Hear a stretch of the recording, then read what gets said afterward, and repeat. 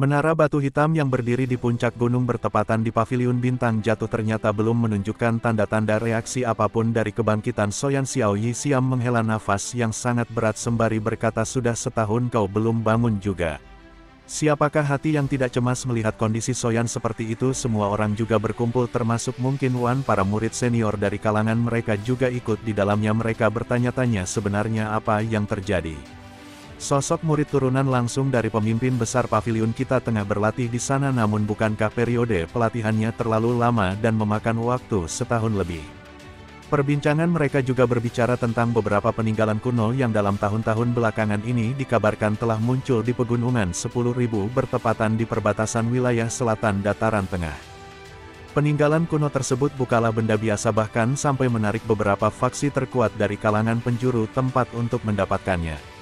Namun pegunungan 10.000 berada di dalam kawasan wilayah binatang sihir, karenanya cukup banyak pertempuran yang terjadi hanya untuk memperebutkannya. Sisa-sisa benda kuno tersebut berisi keterampilan yang cukup banyak menarik perhatian para ahli benua. Tepat ketika perbincangan itu masih berlangsung, tiba-tiba saja getaran muncul di balik pegunungan belakang menara batu. Riak energi terpancar dari sana. Para panatua Paviliun Bintang Jatuh mengalihkan pandangan mereka sembari berkata, aura ini berasal dari Soyan. Apakah dia sudah terbangun? Apakah dia sudah terbangun? Nyala api surgawi mulai membengkak sampai tersebar di seluruh bebatuan di sekitarnya. Itu adalah kekuatan murni yang berasal dari api 3.000 pembakaran. Sosok avatar naga raksasa menutupi seluruh menara batu mengeluarkan raungan keras, berhasil mendapatkan kekuatan bintang yang sangat kaya alami. Benar saja, nanti abis surgawi di dalam tubuh Soyan mulai memancarkan reaksi bergelombang yang menandakan bahwa kekuatannya telah terisi sempurna. Ledakan terus menyusul menghantam cakrawala Soyan terangkat dari kultivasi panjangnya dan berhasil menembus penghalang ranah Douzun. Seluruh tatapan manusia yang berada di bawahnya menyaksikan dengan keterkejutan luar biasa. Gelombang demi gelombang terpancar dari tubuh Soyan. Lancaran kekuatan puncak yang sungguh mengejutkan berhasil membuatnya mencapai ranah Duo-Zun di usianya yang begitu muda. Pemulihan pemuda tersebut benar-benar sangat menakutkan. Muking Luan pada awalnya serasa tak percaya, namun pembuktian akan fakta yang dirasakannya dilihatnya energi tersebut memang berasal darinya.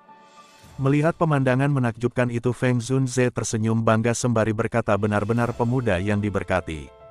Tidak hanya berhasil mengaktifkan kekuatan pil naga misterius Yin dan Yang, tapi bahkan berhasil mengambil kesempatan itu untuk membuka penghalang ranah Douzun miliknya. Terobosan menuju ke tingkatan Douzun kali ini adalah hal yang sangat mengejutkan. Di sampingnya, Yao Lao benar-benar melabuhkan kebahagiaan di hatinya. Murid yang paling dia banggakan tidak disangka sudah sampai sejauh ini.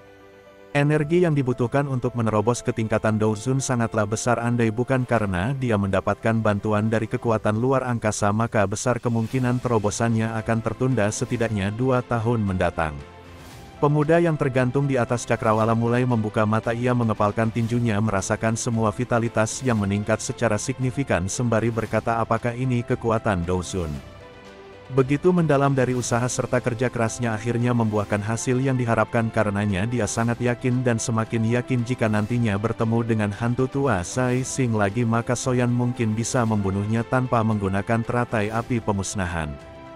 Itulah kesenjangan antara tingkat Douzong dan juga ranah Douzun, dan setelah itu dia kemudian menemui teman-temannya sembari menangkupkan kedua tangan ke arah gurunya serta Feng Zunze sembari mengucapkan rasa terima kasih dikarenakan telah merepotkan mereka selama setahun lebih hanya untuk menjaganya. Yao Lao memandang murid kesayangannya dengan penuh rasa haru kebanggaan yang tak akan pernah terbayarkan oleh apapun. Kecepatan pertumbuhan serta pelatihan benar-benar sesuai dengan harapannya. Soyan lantas berkata, guru, aku telah menelan 3 api surgawi di dalam tubuhku, sehingga dengan sebab itulah aku semakin yakin dan percaya sudah bisa membantumu untuk memperbaiki tubuh fisik yang baru.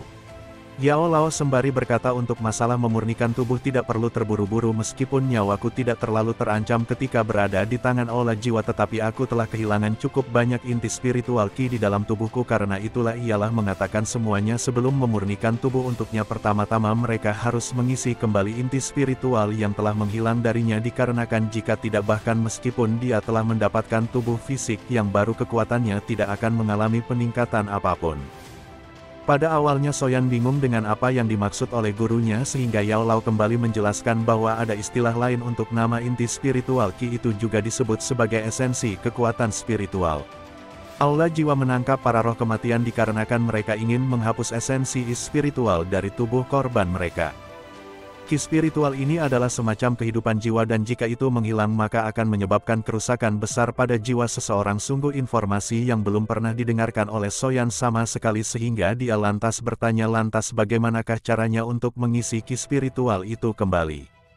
Mendengarkan itu Feng Zunze angkat bicara meskipun ki spiritual ini adalah pondasi jiwa dan sangat sulit untuk diubah oleh kekuatan luar namun ada dua hal unik di dunia ini yang memiliki efek misterius untuk memperbaikinya kembali.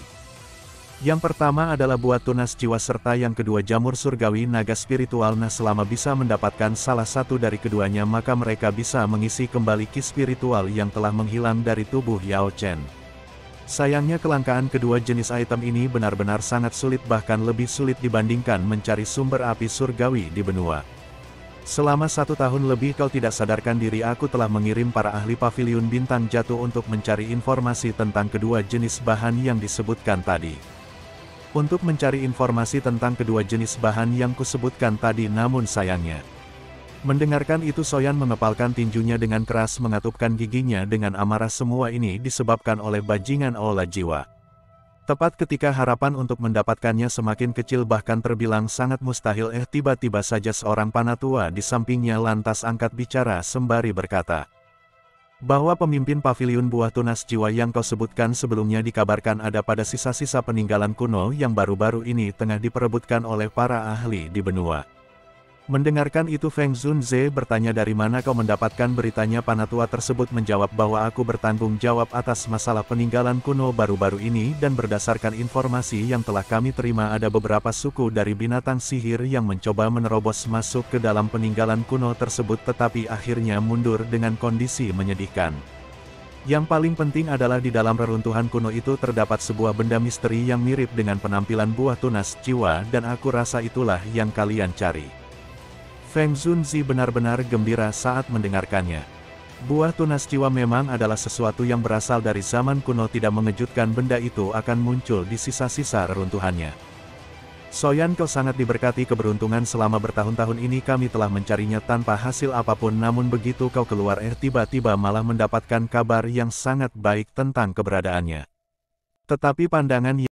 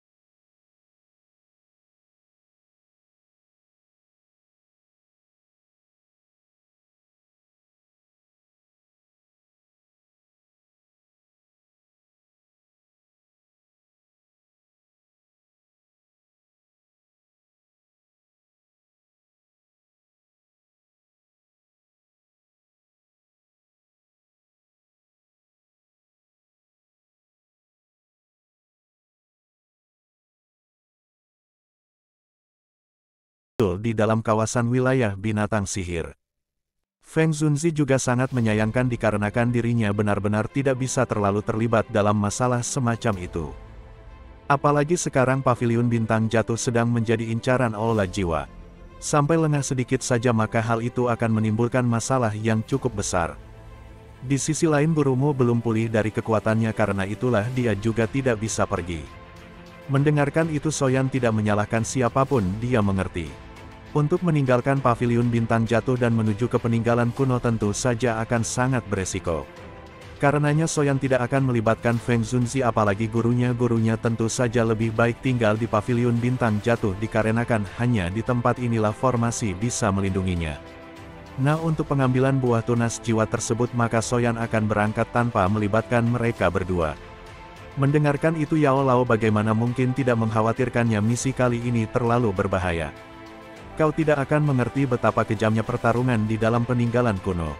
Di sisi lain kau masih perlu menyelamatkan ayahmu. Soyan berkata guru, bahkan meskipun kali ini aku bertemu dengan kekuatan setara seperti Zai Xing maka aku tidak akan mundur lagi untuk menghadapinya. Tenanglah aku sadar akan batasanku.